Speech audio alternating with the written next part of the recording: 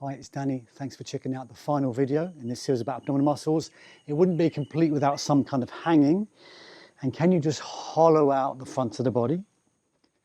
Drop your head down slightly, bring your pelvis. It's not just hip flexors or hip flexors.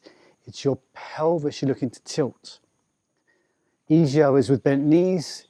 If you engage your arms a bit more, maybe not all the way, but part way is more possible to rock higher. You can twist sideways to advance and bring those obliques in. And of course, let's not forget to stretch and extend those muscles as part of your routine. Okay, some other ideas, keeping toned. Again, working naturally. You don't have to pull in. The muscles will work as you move naturally. Let's keep strong but relaxed in this area. Thanks for watching this series about ab tone.